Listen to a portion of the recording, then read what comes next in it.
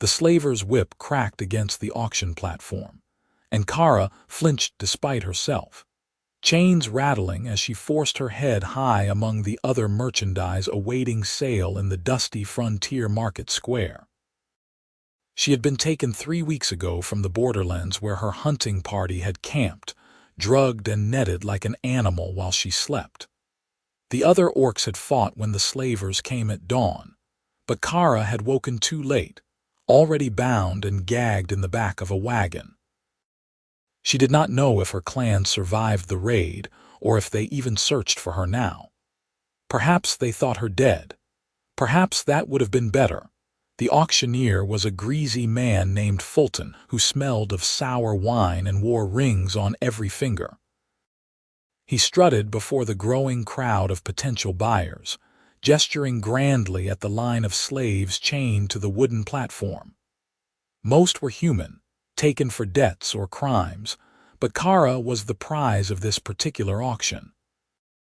An orc woman, young and strong, fetched a high price for hard labor or worse purposes she did not let herself imagine. "Step forward, green skin," Fulton barked, yanking the chain attached to her iron collar. Kara stumbled forward, her bare feet scraping against the rough wood. She wore only a tattered shift that barely covered her muscular frame. Her green skin, normally a source of pride among her people, now marked her as exotic merchandise. Her small tusks protruded from her lower jaw, and her pointed ears twitched at every sound. She stood a head taller than most human women, broad-shouldered and powerful despite weeks of poor food and little water. The crowd murmured, some with interest, others with disgust. She heard the slurs she had grown accustomed to during her captivity. Savage, monster, beast. She kept her amber eyes focused on the horizon beyond the market square, on the distant tree line where freedom lived in memory. "What am I bid for this fine specimen?" Fulton called out. "Strong as an ox, young enough to work for decades, perfect for mining, logging, heavy farm work. Never sick, these orcs, sturdy as iron." "50 silver," called a voice from the crowd. Kara's eyes flicked to the speaker, a thick-necked man in a foreman's clothes. She had seen his type before, men who worked slaves until they dropped and thought nothing of it. 50. Fulton laughed theatrically. "My good sir, this is prime merchandise. Look at those arms, those legs. This creature could do the work of 3 men. 100 silver minimum." 60, the foreman countered, clearly unimpressed with the sales pitch. Others joined in, slowly driving the price upward. 70 silver. 80. 90. Kara's heart sank with each bid, each number hammering home her status as property, as something to be bought and used. She thought of her mother, a warrior who had died with honor in battle. She thought of her sister, who had laughed at Kara's jokes around the campfire. She wondered what they would think of her now, standing here in chains like livestock. A new voice entered the bidding, smooth and confident. 150 silver. The crowd turned to look at the speaker, and Kara followed their gazes. The man who had spoken was well dressed in merchant's clothes, fine wool and polished boots. He had a cruel mouth and calculating eyes that raked over Kara with undisguised interest. She felt her skin crawl under his gaze. "Ah, Master Hendrik," Fulton said with an oily smile. "A pleasure to see you at our humble auction. 150 silver, excellent, excellent. Do I hear 160? The other bidders fell away. Everyone seemed to know this Hendrik, and no one seemed eager to compete with him. Kara's stomach turned to ice. She had heard the other slaves whispering about certain buyers, men who purchased strong young slaves for purposes that had nothing to do with honest labor.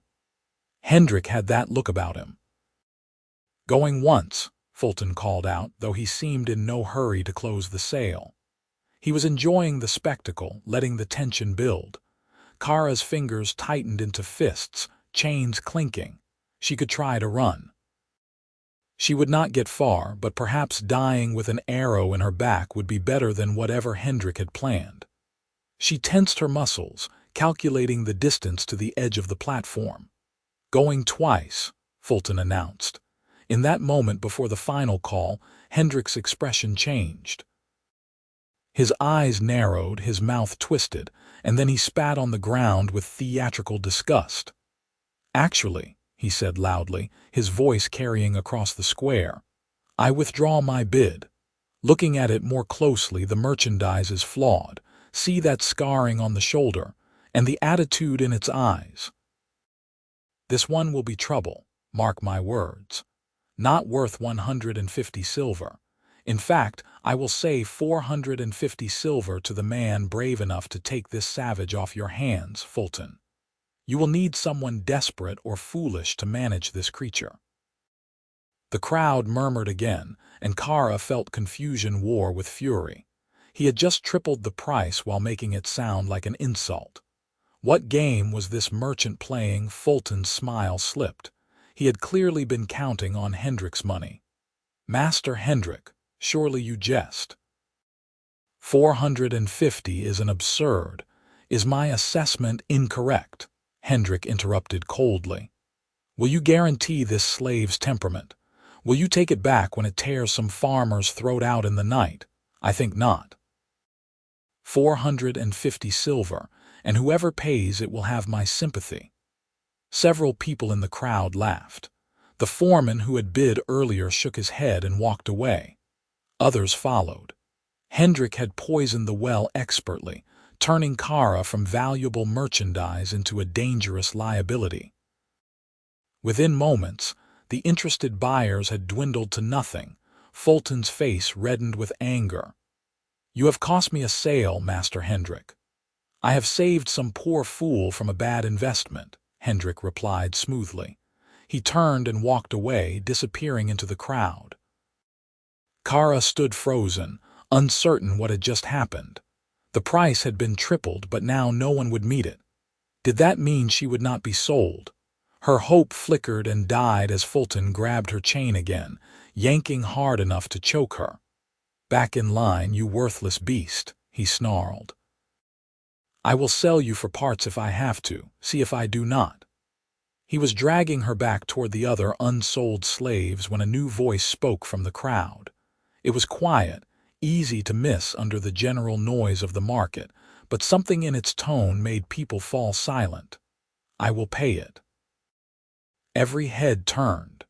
Kara twisted against her chains to see who had spoken. The man who stepped forward from the crowd was utterly unremarkable at first glance.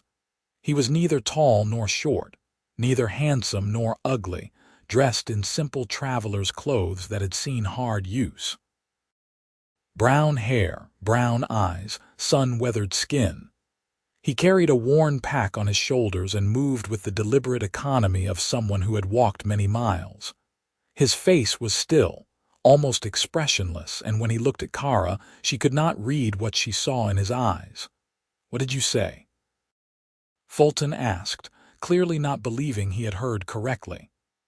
"I will pay the 450 silver," the man repeated. His voice remained quiet, but it carried clearly in the sudden silence. "For the orc woman."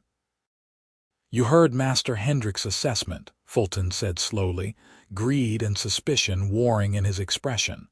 "This one is trouble." "I heard," the man said. "I will pay the price." "Let me see your coin first," Fulton demanded. "I will not be played for a fool twice in one day." Without a word, the quiet man unslung his pack and opened it. From inside, he drew out a leather pouch that clinked heavily with the unmistakable sound of silver. He loosened the drawstring and poured a handful of coins into his palm, letting them catch the sunlight. They were genuine, solid silver, more money than most frontier folk saw in a year. Fulton's eyes gleamed. "Well then, a sale is a sale. 450 silver and the merchandise is yours. Come, let us complete the transaction properly." The quiet man stepped up onto the platform. He was close enough now that Kara could see details. calluses on his hands, an old scar along his jawline, the way his eyes took in everything without seeming to stare. He moved like someone who had been a soldier once, weight balanced, hands never far from the knife at his belt. But there was no aggression in his posture, no cruelty in his face, just a watchful stillness. Fulton produced a contract, already filled out with Kara's description and the price. The quiet man barely glanced at it before signing with a name Kara could not read from her angle. Then he carefully counted out 450 silver coins, stacking them in neat piles on the auctioneer's table. Fulton counted them again, testing several with his teeth, before nodding with satisfaction. "The collar key," the quiet man said, holding out his hand. Fulton hesitated. "Most buyers keep the collar on during transport. Safer that way." "The key," the man repeated, and though his voice did not rise, something in it made Fulton fumble quickly for his key ring. The slaver unlocked Kara's collar and the chains binding her wrists, then stepped back quickly as if expecting her to attack. Kara stood frozen, rubbing her chafed neck, unable to process what was happening. The iron had marked her skin, leaving raw red bands that would take days to heal. The quiet man took the key from Fulton and pocketed it. Then he did something that shocked Kara to her core. He took the heavy coin pouch, still half full of silver, and held it out to her. "You can carry this," he said simply. "It is heavy, and I have the pack already." Kara stared at the pouch like it was a snake. This had to be a trick. No one handed a slave a fortune in silver and expected them to simply carry it. She could run right now, disappear into the crowd with enough money to start a new life somewhere far from here. Her legs tensed, ready to bolt. The man seemed to read her thoughts. "You could run," he said quietly, still holding out the pouch. "I would not catch you, but winter is coming and the frontier is hard for someone alone. No clan, no papers, marked as escaped property. The slave hunters would find you within a month, and Fulton would sell you to someone worse than Hendrik next time." He was right, and Kara knew it. She had no allies here, no resources, no knowledge of the human lands. She would not survive a week on her own, and recapture would mean punishment that would make her current suffering look gentle. Slowly, she reached out and took the pouch. The leather was warm from being in his pack, soft with age and use. The coins inside shifted with a heavy, substantial weight. She clutched it to her chest, still waiting for the trap to spring.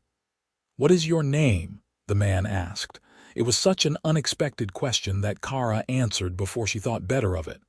"Kara," he nodded, as if confirming something he had already guessed. "I am Owen Voss. I have a farm about 2 days' walk north of here. We should get moving if we want to make good distance before dark." With that, he turned and walked off the platform, apparently confident she would follow.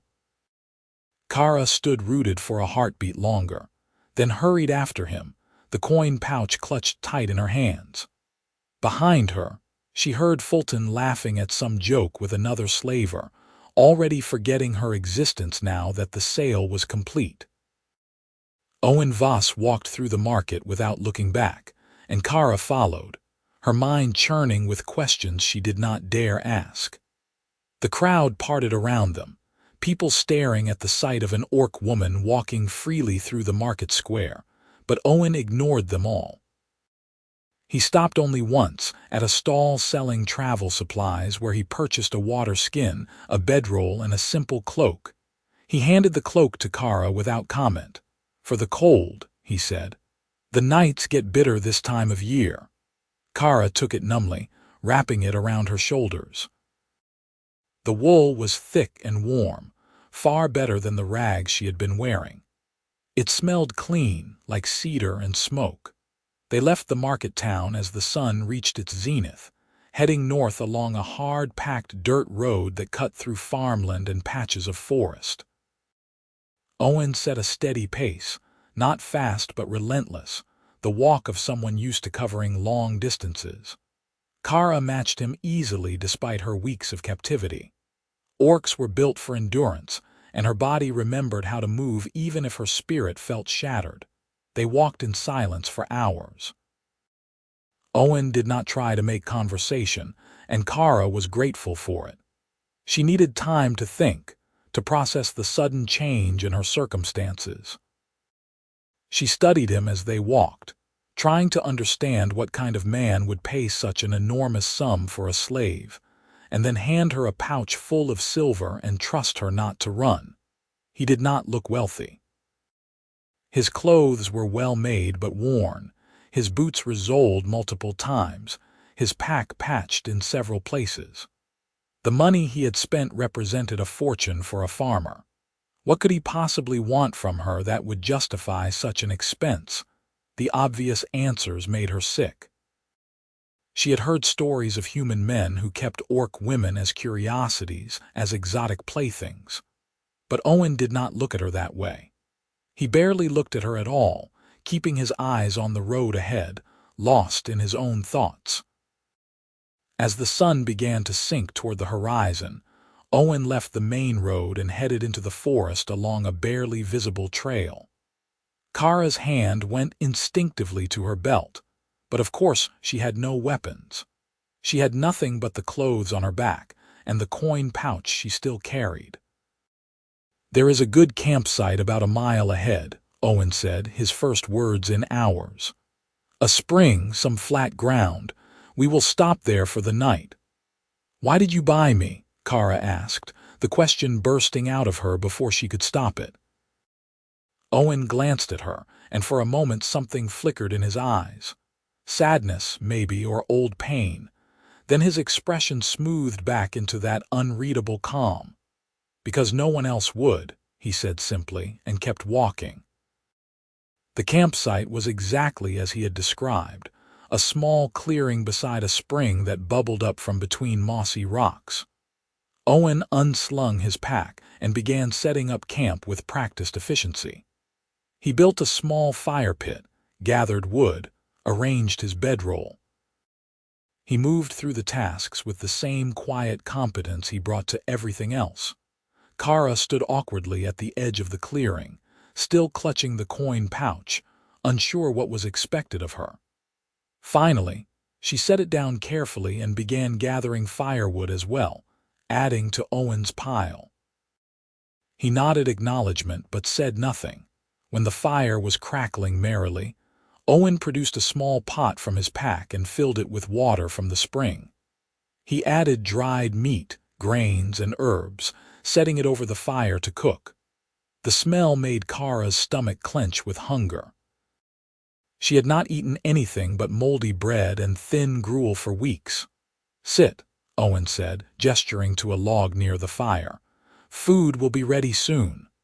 Kara sat, positioning herself so she could watch both Owen and the trail. Old habits died hard. She was keenly aware that she was alone in the forest with a strange human man who owned her by law, and no one would care what happened to her out here. But Owen just tended the pot, occasionally stirring it, apparently content with the silence. When the stew was ready, he ladled out 2 equal portions into wooden bowls and handed one to Kara with a spoon. She stared down at the food, then up at him. "You are giving me the same portion as yourself. You are bigger than me and have not eaten well in some time," Owen said matter-of-factly. "You need to rebuild your strength. Eat."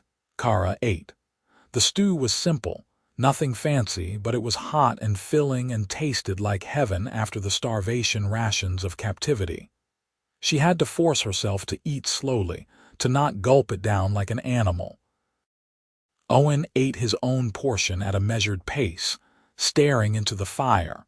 When they had both finished, Owen collected the bowls and cleaned them with sand from the spring, then refilled them with water for drinking. He handed one to Kara again, and she drank deeply, feeling the cold spring water wash away some of the dust and fear. "You can have the bedroll," Owen said, nodding to the blanket he had purchased at the market. "I have my cloak, I have slept in worse conditions. Where will you sleep?" Kara asked suspiciously, on the other side of the fire. He gestured to a spot a respectful distance away. "I sleep light. If you try to kill me in the night, I will wake, but I do not think you will. What makes you so certain?" "Because if you wanted to run, you would have run at the market when I gave you the coin. If you wanted to kill me, you would have tried when I turned my back on the trail. You are waiting to see what I want from you, and that means you will wait at least until tomorrow." He was right, and Kara hated that he was right. She was waiting, watching, trying to understand this strange human who made no sense. She took the bedroll and positioned it near the fire, wrapping herself in it gratefully. The warmth was almost overwhelming after so many cold nights chained in Fulton's slave pens. Owen settled himself on the far side of the fire, wrapping his cloak around his shoulders. He added more wood to the flames, then lay back, using his pack as a pillow. Within minutes, his breathing had evened out into the steady rhythm of sleep. Kara lay awake for hours, staring up at the stars through the forest canopy. She was not chained. She was warm and fed. A pouch full of silver lay within arm's reach, and her supposed owner slept trusting that she would not slit his throat and take it. Nothing made sense. Everything she had learned about humans during her captivity told her this had to be a trick, a game, some elaborate cruelty that would reveal itself when she lowered her guard. But exhaustion eventually claimed her, and she fell into a deep, dreamless sleep for the first time since her capture. She woke to the smell of porridge cooking and morning sunlight filtering through the trees. Owen was already up, tending a new fire, looking exactly as composed as he had the night before. He handed her a bowl of breakfast without comment, and they ate in silence before breaking camp and returning to the trail. The second day of walking was much like the first. Steady pace, minimal conversation, Owen's quiet competence managing all the small details of travel. But as the day wore on, Kara found herself relaxing fractionally. Owen had had ample opportunity to hurt her and had not taken it. He fed her, let her sleep safely, treated her with a distant but consistent courtesy that she had not experienced from a human in months. Late in the afternoon, they crested a hill and Owen pointed ahead to a valley below. "There. That is home." Kara followed his gesture and saw a farmstead nestled in the valley, surrounded by fields and bordered by forest. It was larger than she had expected. A solid house with a stone chimney, a big barn, several outbuildings, and what looked like extensive cropland. Fences marked pastures where she could see a few animals grazing. It was isolated, no other farms visible in any direction, but it looked prosperous and well-maintained. "You run all this yourself?" she asked, unable to hide her surprise. "I did," Owen said. "It has been getting harder. The work is too much for one person, especially during planting and harvest. That is why I went to the market. I needed help. So you bought a slave." "I bought a person who needed somewhere to go," Owen corrected quietly, "and I needed help on the farm. It seemed like a fair exchange." "Nothing about slavery is fair," Kara said bitterly. Owen looked at her then, really looked at her, and again she saw that flicker of old pain in his eyes. "No," he agreed. "It is not. Come on. I will show you the farm and we can discuss how this will work." They descended into the valley as the sun touched the western horizon. Up close, the farm was even more impressive. The house was built of solid timber with a stone foundation, the kind of structure that would stand for generations. The barn was huge, capable of housing livestock and storing harvests. Everything spoke of years of careful labor, of someone who took pride in his work. Owen led her inside the house, which was clean but sparse. A main room with a large fireplace, a kitchen area, a table and chairs, a loft above with what looked like sleeping space. Every surface was swept clean, everything in its place, the home of someone who lived alone and kept his space meticulously organized. "You will sleep in the loft," Owen said. "I will stay down here. There is a washroom out back with a pump for water. We can get you proper clothes tomorrow. For tonight, I think I have something that will fit well enough." He rummaged in a chest and produced a shirt and trousers that looked like they had been made for someone much smaller than him. He handed them to Kara without explanation, though she saw his jaw tighten briefly. "Thank you," she said quietly, taking the clothes. They smelled faintly of lavender as if they had been stored with herbs. "I will make dinner," Owen said, turning away. "You can wash up and change. Take your time." Kara found the washroom, a small stone building with a pump that drew cold, clear water from a well. She scrubbed days of travel grime from her skin, then dressed in the clothes Owen had given her.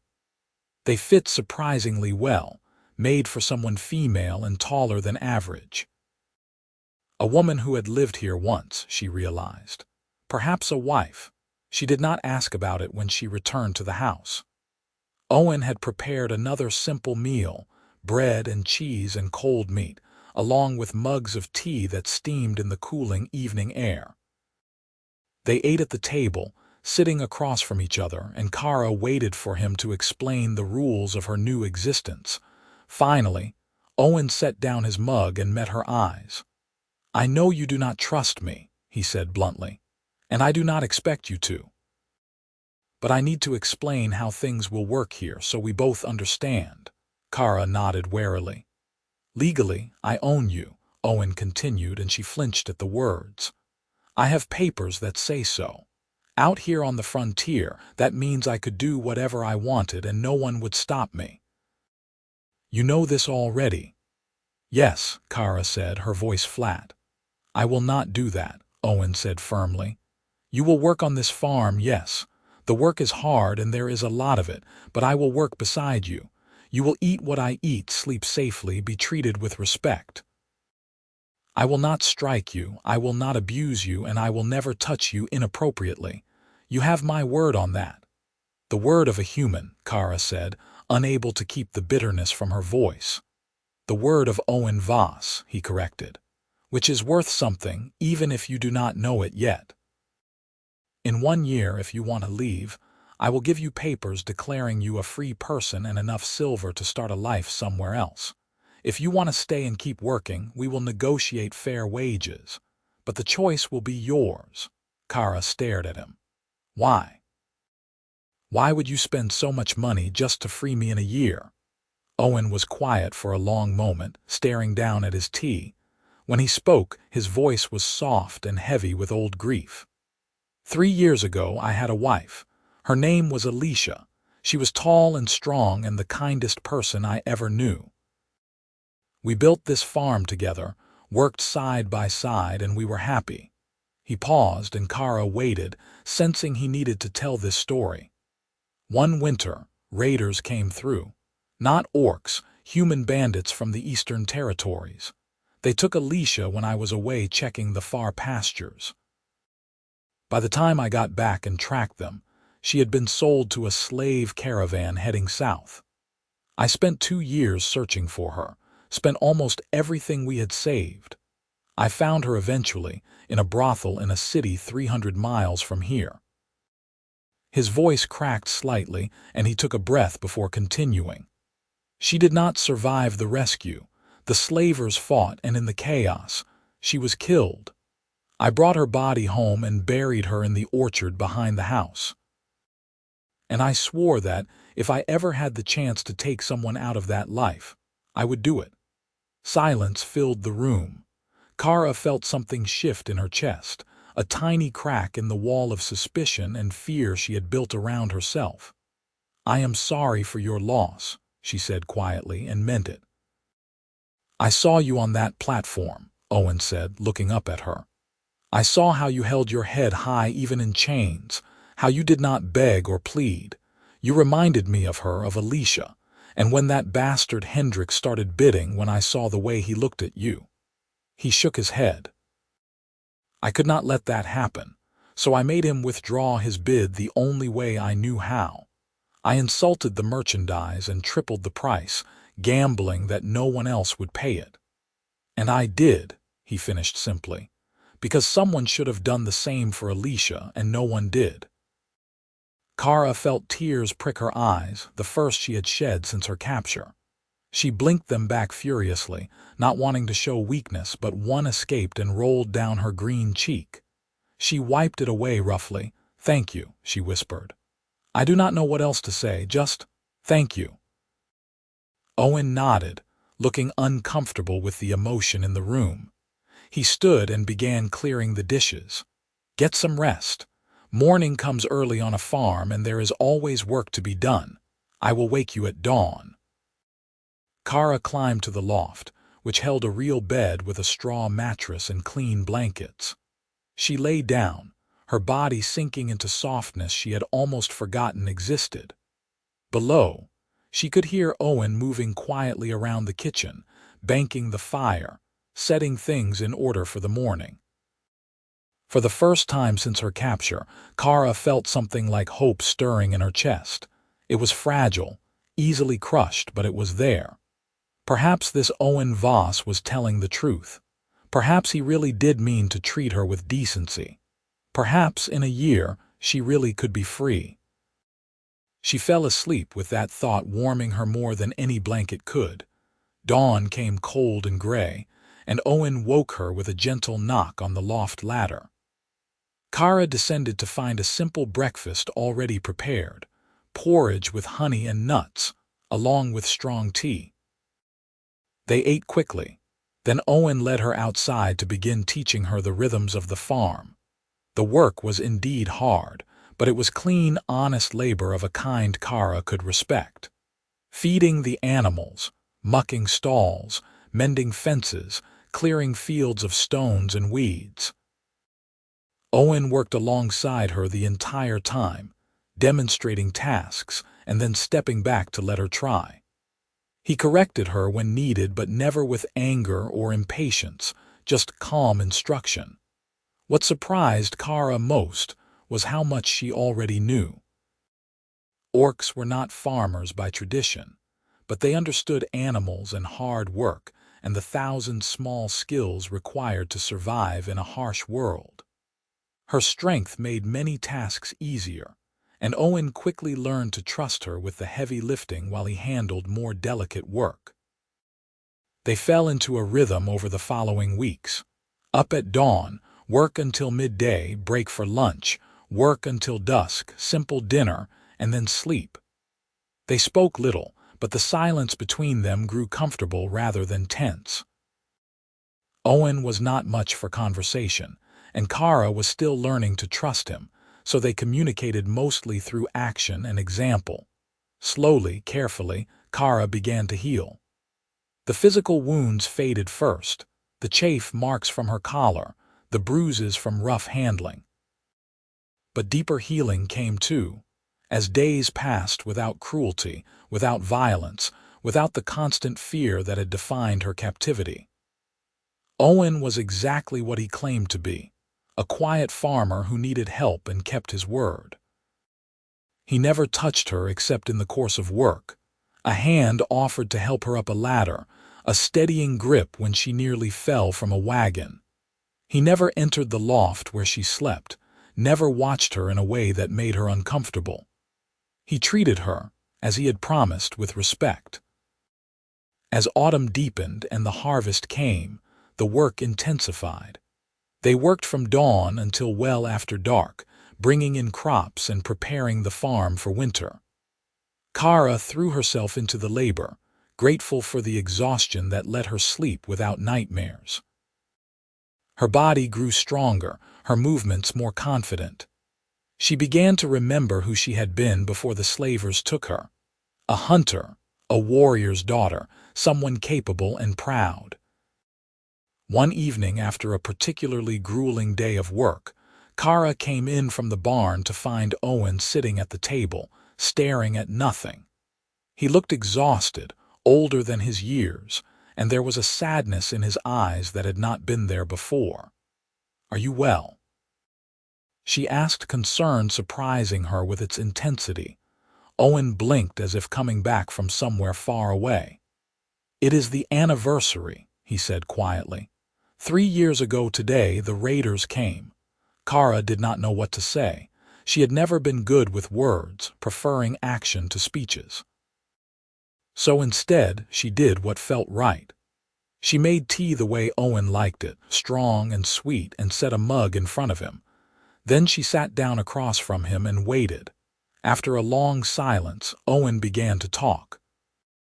He told her about Alicia, about how they had met, about their dreams for the farm and the family they had wanted to build.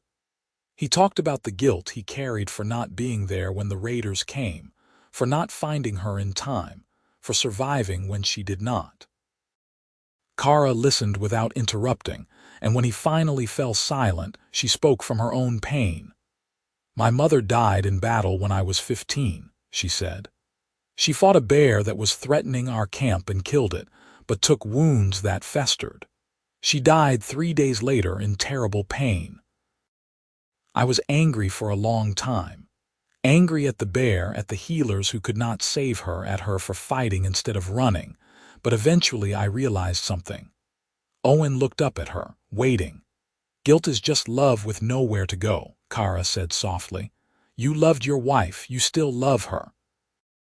And because she is gone, that love has nowhere to go, so it curdles into guilt and anger and pain. But she would not want that for you. My mother would not have wanted it for me. The dead want us to live, to find joy again. Honoring them does not mean suffering forever." Owen's eyes were bright with unshed tears. "When did you get so wise?" "I am not wise," Kara said with a small smile. "I am just old enough to have lost people I loved. It is a terrible education, but it teaches you things." They sat together in companionable silence after that, drinking their tea, sharing their grief in a way that somehow made it lighter. When they finally went to their separate sleeping spaces, Kara felt that something had shifted between them. They were not just owner and slave, not even just employer and employee. They were becoming friends. Winter arrived with shocking swiftness, blanketing the valley in snow and locking them into a smaller world. The outside work was minimal now, just feeding animals and keeping paths clear. Most days were spent inside, mending tools, preparing for spring, and working on the 100 small tasks that kept a farm running. In the enforced closeness of the house, Kara and Owen talked more. She told him about her clan, about Orcish traditions and the beauty of the northern forests where her people lived. He told her about his childhood, about learning to farm from his father, about the dreams he still carried for this land. They played chess in the evenings, a game Owen taught her with surprising patience.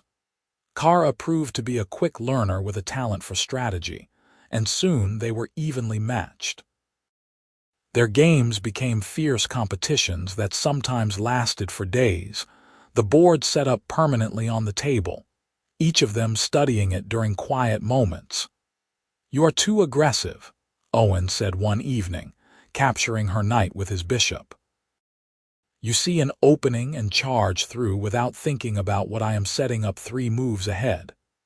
"And you are too cautious," Kara countered, moving her rook to threaten his queen. "You plan so carefully that you miss opportunities. Sometimes you have to take risks." Owen smiled, and Kara realized it was the first time she had seen a genuine smile from him. It transformed his face, made him look younger and less burdened. "Perhaps we are both right and both wrong." "Perhaps," Kara agreed, smiling back. The moment stretched between them, warm and comfortable, and Kara felt her heart do something strange in her chest. She looked away quickly, suddenly aware of how close they were sitting, how the firelight painted shadows on Owen's face, how his eyes seemed to see into her in a way that was both terrifying and thrilling. She stood abruptly, mumbling something about needing to check the animals, and fled into the cold night air. Her breath plumed in the freezing darkness as she stood in the barn, trying to understand what she was feeling. It was attraction, she realized with growing horror. She was attracted to Owen Voss, this quiet human farmer who had bought her freedom and treated her with kindness. It was impossible, unthinkable. Humans and orcs did not come together romantically. Such relationships were taboo among both their peoples, seen as unnatural and wrong. And yet, her traitorous heart did not care about taboos. It only knew that Owen made her feel safe, that his smile made her warm, that she looked forward to their evenings together more than anything else in her day. She could not let him know. She would finish her year of service, take her freedom, and leave before she did something foolish. It was the only sensible course of action. But that night, lying in her bed in the loft, Kara could not stop thinking about the way Owen's eyes had softened when he smiled at her. And when she finally slept, she dreamed of things she had no right to want. Winter deepened, and with it came a storm that buried the valley under 3 feet of snow. For 5 days the wind howled and the snow fell, and Owen and Kara were trapped inside together, keeping the fire high and rationing their supplies carefully. On the 3rd day, cabin fever began to set in. They had talked themselves out, played every game they knew, read all the books Owen owned. They paced the small house like caged animals, getting on each other's nerves in small ways that became magnified by proximity. "You are blocking the fire," Kara snapped, immediately regretting her tone. "You are pacing so much you are wearing a path in the floor," Owen shot back, then sighed. "I am sorry, I do not do well being cooped up." "Neither do I," Kara admitted.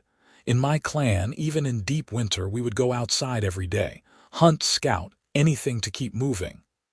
Owen looked out the window at the howling white void beyond. "We could clear a path to the barn," he suggested. "The animals need checking anyway, and it would give us something to do." They bundled up in every piece of warm clothing they owned and ventured out into the storm. The wind was so fierce it nearly knocked Kara off her feet, and the snow was deep enough to come up to her thighs. But it felt good to be moving, to be doing something besides sitting and thinking too much. They worked side by side, shoveling a path through the drifts, and the physical labor burned away the tension between them. By the time they reached the barn, they were both laughing, covered in snow, exhilarated by the battle with the elements. Inside the barn, sheltered from the wind, they caught their breath. The animals were fine, huddled together for warmth, and Kara and Owen made sure they had food and water before preparing to head back. "Wait," Owen said suddenly. "Look." He pointed to a gap in the barn wall where a board had worked loose. Through it, they could see the storm outside, but also something else. The wind had shifted, and for just a moment, the sun broke through the clouds, illuminating the falling snow so that it sparkled like diamonds. The valley was transformed into something magical, beautiful in a way that took Kara's breath away. "It is wonderful," she whispered. "Yes," Owen said, but when she looked at him, he was not watching the snow. He was watching her, and the expression on his face made her heart stutter. The moment broke as the sun vanished behind clouds again and the storm resumed its fury. They hurried back to the house, not speaking, both acutely aware of something unspoken that hung in the air between them. That night, Kara could not sleep. She lay in her bed, listening to the storm rattle the shutters, and thought about the way Owen had looked at her. Had she imagined the warmth in his eyes? Was she seeing what she wanted to see rather than what was real? She did not know, and she was afraid to find out. So she said nothing, and the days passed, and the storm finally broke. With the return of clear weather came a new challenge. They were almost out of supplies, depleted by the long storm and the fact that Owen had not planned for feeding 2 people through the winter. They needed to make a trip to the nearest trading post, a day's journey away, to purchase flour, salt, and other necessities. "You should come with me," Owen said as they prepared for the trip. "The walk will do you good, and I could use help carrying supplies." Kara hesitated. She had not been around other humans since Owen brought her to the farm.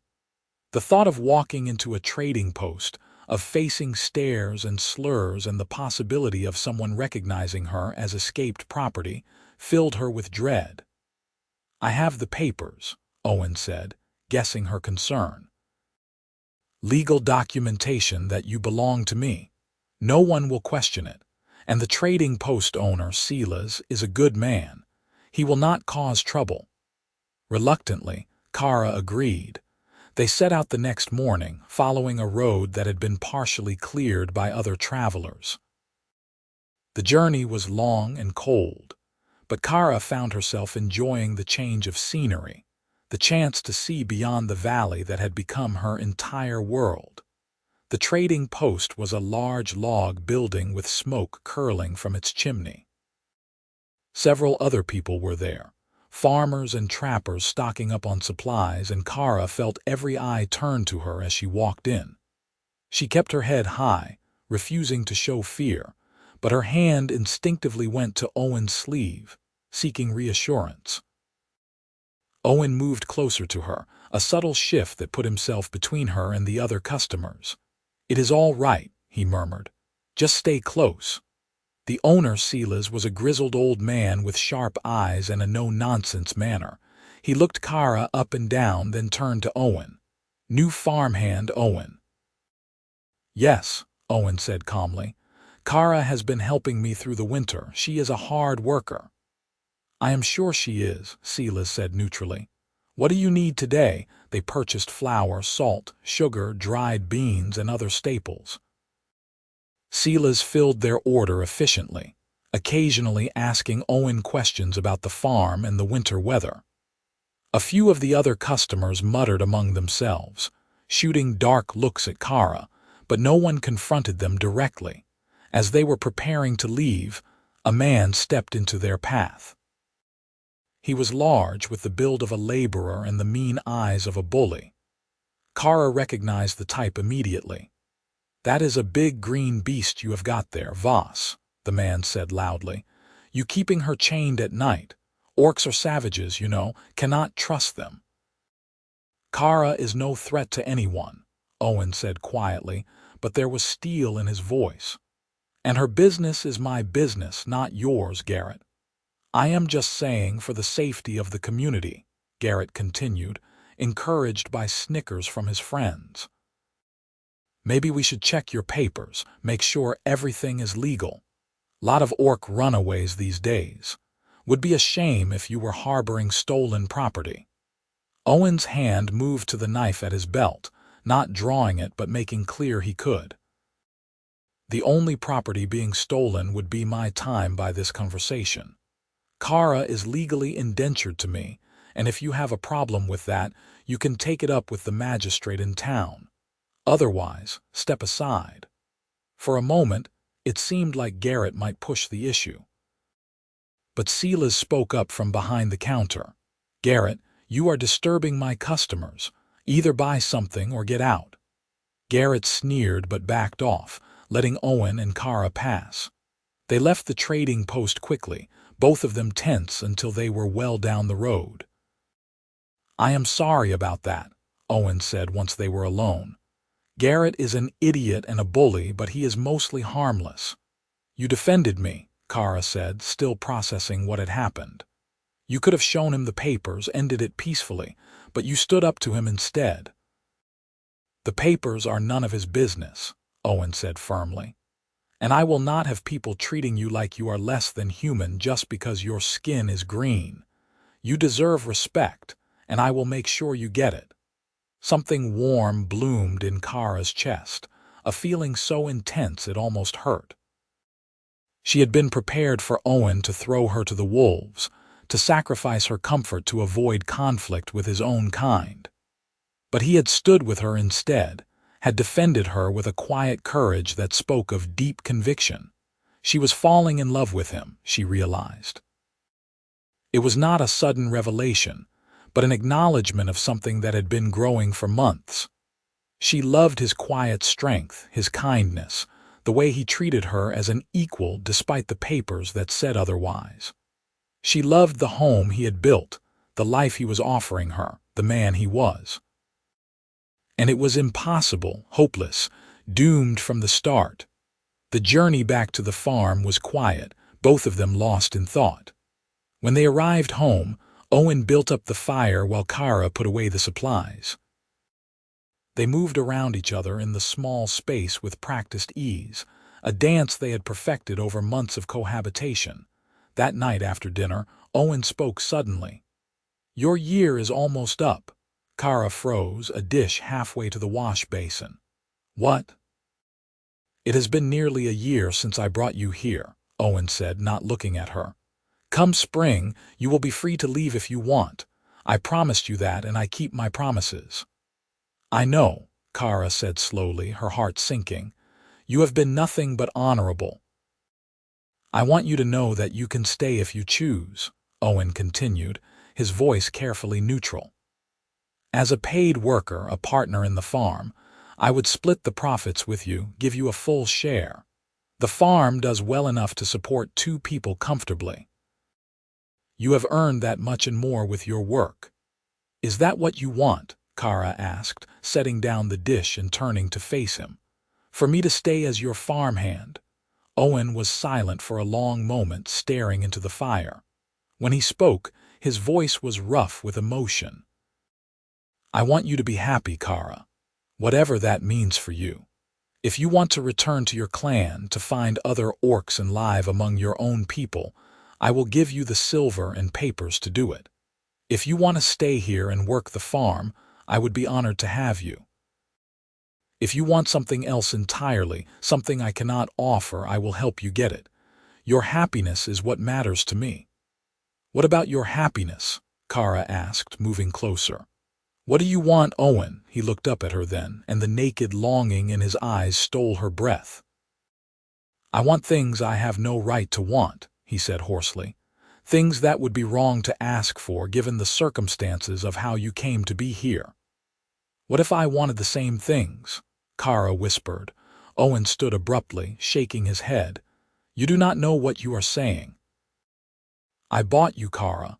You are here because I own a piece of paper that says you belong to me. Anything between us would be tainted by that, built on an unequal foundation. I will not take advantage of you that way." "You are not taking advantage," Kara said fiercely. "I am choosing this. I am choosing you, Owen Voss. Not because you own papers or because I have nowhere else to go, but because I love you. I love your kindness, your strength, the way you honor your wife's memory while still living your life.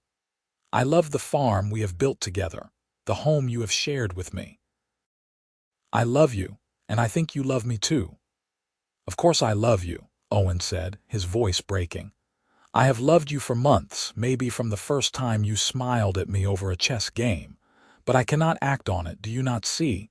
You deserve to be free to make choices without any shadow of coercion. Give it time. Wait until spring, until you have your freedom papers. Then, if you still feel the same, we can talk about this." "I will still feel the same," Kara said with absolute certainty. "But if you need time, if you need to know I am choosing this freely, I will wait. I will wait as long as you need." Owen closed his eyes, and she saw him trembling with the effort of restraint. "Thank you," he whispered. "Thank you for understanding." Kara wanted to cross the distance between them, to hold him, to kiss him and show him with actions what words could not express. But she honored his need for certainty, for clear ethical boundaries. She would wait. She would prove to him that her feelings were real and freely chosen. "Good night, Owen," she said softly. "Good night, Kara," he replied, and the way he said her name was like a prayer. Winter ended and spring came in a rush of melting snow and budding trees. The farm woke from its dormancy, and with it came the back-breaking work of planting. Owen and Kara worked from dawn to dusk, preparing fields, sowing seeds, tending to animals that were giving birth to a new generation. They did not speak again of love or the future, but it hung between them constantly, a promise and a hope. Their hands touched more often during work, lingering a heartbeat longer than necessary. Their eyes met across the dinner table, speaking volumes that their mouths did not say. One evening, exactly 1 year and 1 day after Owen had brought Kara to the farm, he sat down at the table and placed a document in front of her. She looked at it, her heart pounding, and saw her name at the top. "Freedom Papers," Owen said quietly. "Witnessed by Silas at the trading post and stamped by the magistrate. You are legally a free person now, Kara. No one owns you. You can go anywhere, do anything. You are free." Kara stared at the papers, feeling tears well up in her eyes. She had dreamed of this moment during the dark days of her captivity, had thought freedom would feel like flying. But now that it was here, all she felt was a quiet rightness, a sense of something important being acknowledged. "Thank you," she said, her voice thick with emotion. "This means everything to me, Owen. You kept your word." "I always will," Owen said. He pulled out a second document, this one a contract. "This is an offer of partnership. If you choose to stay, you would own half the farm, receive half the profits, and have equal say in all decisions. It is a legal partnership, binding and fair. You do not have to decide now. Take your time. Think about what you want." Kara set aside the freedom papers and picked up the partnership contract, reading it carefully. It was exactly as Owen described, generous to the point of being overly so. He was offering her a life, a home, a future built on equal ground. "And what about us?" she asked, looking up at him. "What about what I said before winter?" Owen took a deep breath, and when he spoke, his voice shook slightly. "If you stay, if you choose this partnership, it would be because you want to be here, not because you have to be. And if, after living as free equals for a time, you still felt the same way about me, I would be the luckiest man alive. Because I love you, Kara. I love you so much it terrifies me. But I need to know you are choosing this freely, with all the options in the world available to you." Kara stood, walking around the table until she stood directly in front of Owen. She took his hands in hers, feeling the calluses from years of farm work, the strength and gentleness combined. "I have been a slave and now I am free," she said clearly. "I have seen the worst of humanity and the best of it, embodied in you. I could go anywhere, do anything. I could return to my clan or seek out other orcs or travel to the far corners of the world. But there is nowhere I would rather be than here with you, building a life together. I choose this farm. I choose this partnership. And I choose you, Owen Voss, freely and completely." Owen stood, pulling her close, and kissed her with a passion and tenderness that made the world fall away. Kara kissed him back, pouring a year of longing and hope and love into the connection. When they finally broke apart, both were breathing hard, and Owen's eyes were bright with tears. "I love you," he said again, touching her face with wonder. "My brave, beautiful Kara. I will spend the rest of my life making sure you never regret this choice." "I could never regret choosing love," Kara said, smiling through her own tears. "Never." They signed the partnership papers that night, witnessed by each other, making their commitment official and legal. And then, finally free of all shadows and questions, they allowed themselves to simply be together. They talked late into the night, making plans for the farm's future, for the life they would build. They spoke of planting new fields, expanding the herd, maybe one day having children who would inherit what they created together. When they finally went to bed, it was to the same room, the same bed, wrapped in each other's arms.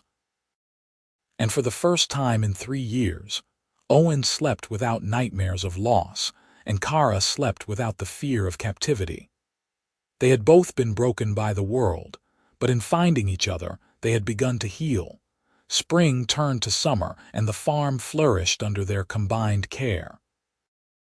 They worked as a perfect team, Kara's strength and instinct complementing Owen's knowledge and planning. The crops grew tall and healthy, the animals thrived, and the farm began to prosper in ways Owen had never managed alone.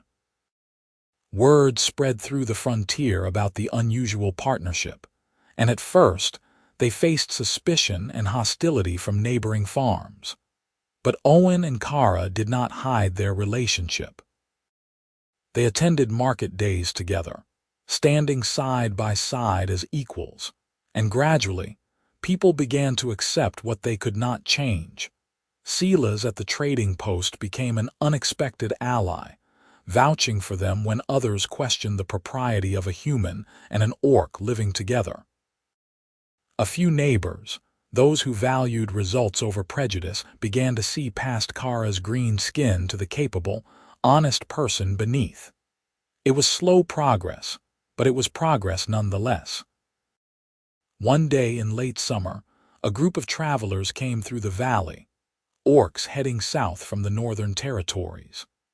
They stopped at the farm to trade and rest, and Kara spoke with them in her native language, the first time Owen had heard the guttural, rhythmic sounds of orcish speech.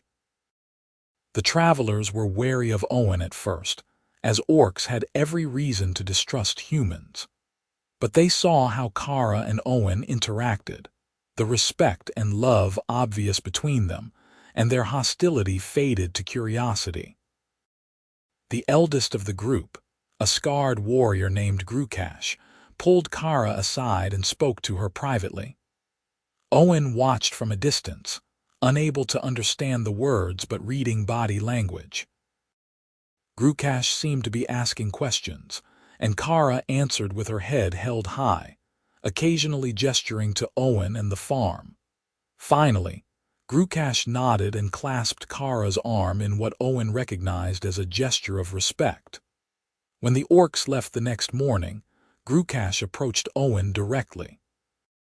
"You treat her well," he said in heavily accented human speech. "This is good. If you did not, I would kill you, but you have honor, I see this. Kara chose well." "Thank you," Owen said, surprised and touched by the approval. "She is my partner and the love of my life. I would die before I let anyone hurt her." "You may have to prove this one day," Grukash said seriously. "The world does not like what it does not understand. You and Kara, you are different. Different is dangerous to small minds. Be ready to defend what you have built." With that warning, the orcs departed, leaving Owen and Kara to contemplate the future. They both knew Grukash was right. Their relationship was a challenge to the established order, and there would be those who sought to destroy it. The test came sooner than they expected. In early autumn, a magistrate arrived from the territorial capital, accompanied by guards and an official seal. He had received complaints, he said, about the improper relationship between a human and an orc, about the scandal it was causing, about the need to maintain proper social order on the frontier. Owen and Kara stood together on their porch as the magistrate laid out his case. Someone had petitioned to have their partnership dissolved, to have Kara removed from the farm and relocated to an orc settlement far to the north, away from human lands. "Who filed this complaint?" Owen demanded, his voice cold with fury. "I am not at liberty to say," the magistrate replied. "But the law is clear. Intimate relationships between humans and orcs are considered contrary to public morals. I have the authority to separate you and enforce proper boundaries." "Kara is a free woman," Owen said, pulling out the freedom papers and partnership contract. "These documents are legal and properly witnessed. We are business partners. What we are to each other beyond that is our private business." The magistrate examined the papers, his mouth tightening. "The law recognizes your business arrangement," he admitted. "But cohabitation in an intimate capacity is another matter entirely." "Then we will marry," Kara said suddenly, her voice ringing clear and strong. "Human law recognizes marriage as binding. If we are wed, you cannot separate us." The magistrate sputtered. "Marriage between species is not legal, nor is it sanctioned by any church I know of." "Then we will find someone who will sanction it," Owen said, taking Kara's hand. "A frontier priest, a traveling cleric, someone who cares more about love than prejudice. And if we cannot find that, we will marry by our own vows and let the law be damned. I will not let you take her from me." The magistrate looked between them, seeing the absolute determination in their faces. "This is highly irregular," he protested weakly. "So are we," Kara said with a fierce smile. "We have been irregular from the start, and we will continue to be. Either accept that or waste your time trying to fight it. Either way, we will not be separated." For a long moment the magistrate wavered. Then he sighed, looking suddenly tired. "I will record that I found the partnership to be legal, and that both parties are operating within the boundaries of the law as independent persons. What you do in your private life is, as you say, your own business. But I suggest you keep a low profile. Not everyone will be as willing to look the other way." He left shortly after, and Owen and Kara stood holding each other on the porch, shaking with relief and residual fear. "Did you mean it?" Owen asked quietly. "About marrying?" "Yes," Kara said without hesitation. "I want to be your wife, Owen. I want the world to know that we belong to each other. If you will have me." Owen kissed her, deep and tender. "I will have you, love you, and cherish you for all my days," he said against her lips. "Let us make it official." Finding someone to marry them proved challenging, as Kara had predicted. The local priest refused outright, calling their relationship an abomination. The circuit judge they contacted was sympathetic, but unwilling to risk his position. For a time, it seemed they would have to settle for a private ceremony, meaningful to them but not recognized by law.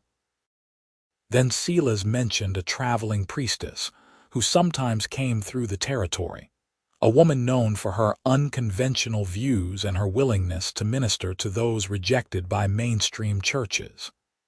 They sent word, and 3 weeks later, Priestess Mara arrived at the farm. She was an older woman with kind eyes and a warm smile, and she listened to their story without judgment. When they finished, she nodded slowly.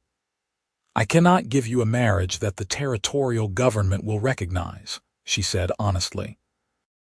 "But I can give you a marriage that the divine will recognize, and one that will hold weight among those who follow the old ways. If that is enough for you, I will happily perform the ceremony." "It is more than enough," Kara said, and Owen agreed. They were married on a perfect autumn day, under the apple trees in the orchard where Alicia was buried. Owen had asked Kara if she minded, and she had said no, that it felt right to include Alicia's memory in their new beginning. Silas stood as witness, along with 2 neighboring farmers who had become friends over the summer. Priestess Mara spoke of love that transcended boundaries, of courage in the face of prejudice, of 2 souls who had found each other against all odds. She bound their hands with a ribbon and spoke blessings in 3 languages: human common tongue, Orcish, and the old divine language that predated both. When she pronounced them husband and wife, Owen kissed Kara as the small gathering cheered. And standing there in the golden autumn light, surrounded by the farm they had built together, Kara felt a happiness so complete it seemed impossible that she had ever known suffering. The celebration was simple but joyful. They had a feast with food from their own harvest, played music on instruments Owen had crafted during the long winter, and danced under the stars. Silas gave a toast that made everyone laugh and cry in equal measure, speaking of love's power to transform the world. That night, after the guests had left and the farm was quiet, Owen and Kara lay together in their bed, wrapped in each other's arms. "I never thought I could be this happy again," Owen murmured into her hair. "After Alicia died, I thought that part of my life was over. But you brought me back to life, Kara. You made me remember how to hope." "You saved me," Kara replied, holding him close. "Not just from slavery, but from despair. You showed me that kindness exists, that not all humans are cruel, that love can bridge any divide. You gave me a home and a future. I will never stop being grateful for that." "We saved each other," Owen said and kissed her temple. "That is what love does. It saves us from our worst selves and our darkest hours." They fell asleep twined together, and outside their window, the farm settled into peaceful darkness, ready to wake again to the work and joy of another day. The years that followed were not without challenges. There were still those who disapproved of their union, who whispered behind their backs or refused to trade with them. But there were also those who came to respect what Owen and Kara had built, who saw the thriving farm and the genuine love between them and softened their prejudices. Kara reconnected with her clan through the traveling orcs who passed through periodically.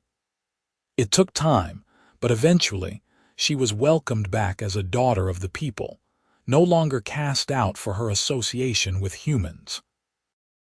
Her family came to visit the farm and met Owen, and while the initial meetings were tense, mutual respect gradually developed.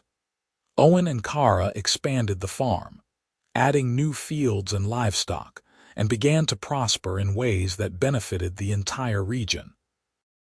They hired other workers, both human and orc, creating a place where people could work side by side regardless of their origins. It was a small revolution, but it was theirs, and it mattered.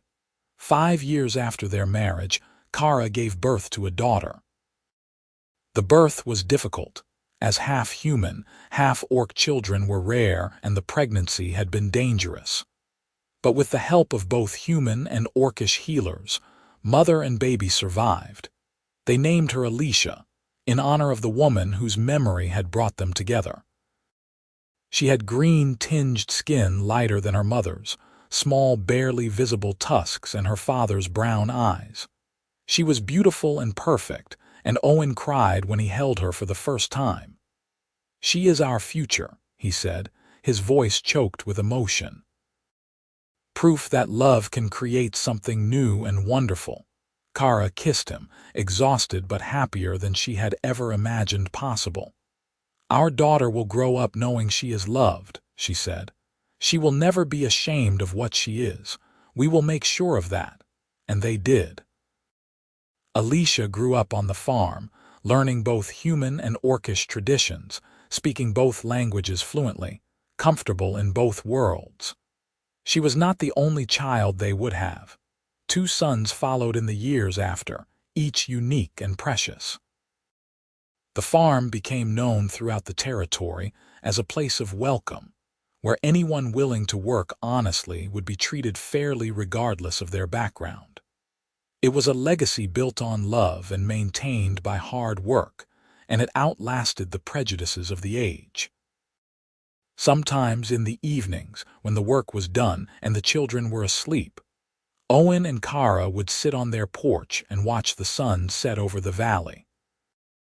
They would hold hands and remember the market square where their story began, the moment when a merchant's spite had tripled an orc woman's price, and a quiet man had paid it without hesitation. "You ever regret it?" Kara asked one such evening, though she knew the answer. "Spending all that silver on a slave you intended to free?" "Never," Owen said, bringing her hand to his lips and kissing it gently. "Best money I ever spent. I bought myself a future I did not know I was looking for." "You bought me my freedom," Kara corrected, "the future we made together." "Then we are both richer than we ever imagined." Owen said with a smile. They sat in comfortable silence as the stars began to emerge overhead, two people who had found each other in the darkest of circumstances and built a life full of light. Their story became the stuff of local legend, told and retold in taverns and around fires, a reminder that love could triumph over hate, that courage could defeat prejudice, and that sometimes the best things in life came from the most unexpected places. And every year on the anniversary of their meeting, Owen would take Kara's hand and repeat the words he had spoken that first day. "I will pay it." Not because he had to, but because he chose to, again and again, every day for the rest of their lives. Kara would smile and squeeze his hand in return, her amber eyes warm with love. "And I choose you," she would reply, "today and always." Their children learned this ritual and understood its meaning.